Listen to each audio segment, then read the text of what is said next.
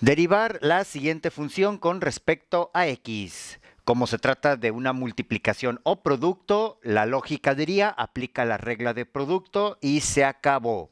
Sin embargo, como este binomio y el otro trinomio tienen exponente 1, entonces se recomienda multiplicar los términos, simplificarlos y derivar de forma individual, ya que la estructura de cada uno de estos términos es más sencilla con respecto a esta multiplicación que se tiene en un inicio.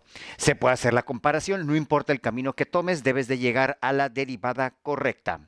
Empecemos entonces a multiplicar. El primer término es una fracción, acá tenemos fracciones, acá hay enteros, así que yo recomiendo a la parte entera dividirla entre 1 para trabajarla como fracción. Recordemos, la multiplicación de fracciones se hace directa, empezando con los signos, entonces este primer término multiplica a los términos del otro paréntesis o factor y vamos a empezar aquí. Más por más es más, después x al cuadrado por x al cubo, por leyes de los exponentes es x a la 5, en la parte del denominador 5 por 2 es 10, y luego se tiene más por más es más, x al cuadrado por 4x al cuadrado es 4x a la 4, entre 5 por 1 es 5, y seguimos con más por menos es menos, x al cuadrado por 7 es menos 7x al cuadrado entre 5 por 1, 5. Después se sigue con el siguiente término, la misma idea, multiplica cada uno de los términos del otro factor, empezando por los signos, menos por más es menos, 10 por x al cubo es 10x al cubo, entre 1 por 2, 2. Después seguimos menos por más es menos, 10 por 4 es 40, que multiplica a x al cuadrado. Entre 1 por 1 es 1, lo podemos dejar así. Y finalmente, bueno, son enteros. Menos por menos es más, 10 por 7, 70. Conviene dejarlo también de forma entera.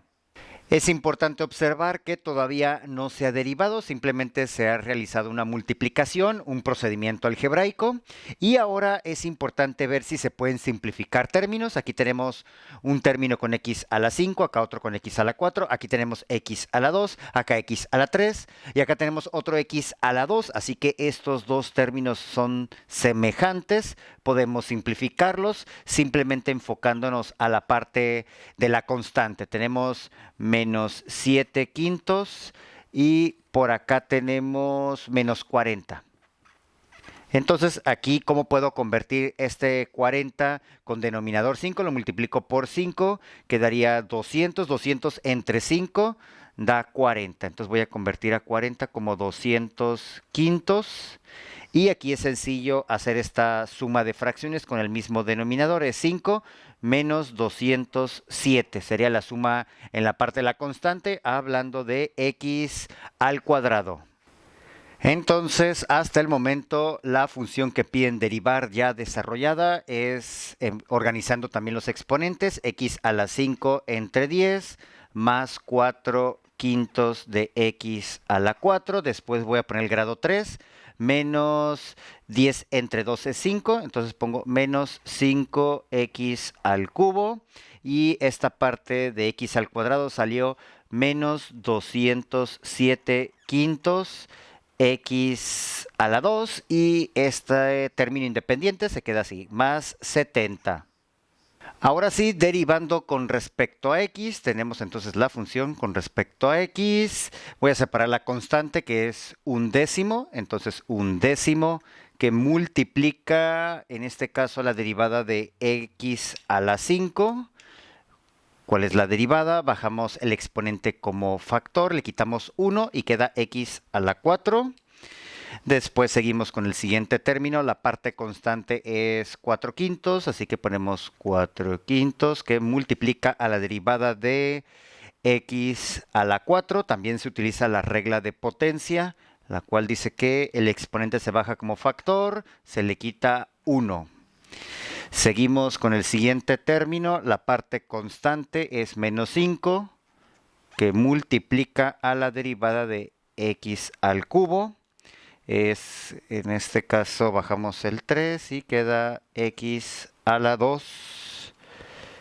Continuamos ahora con el siguiente término, el de grado 2. La constante es menos 207 entre 5, multiplicando a la derivada de x al cuadrado, que es 2x.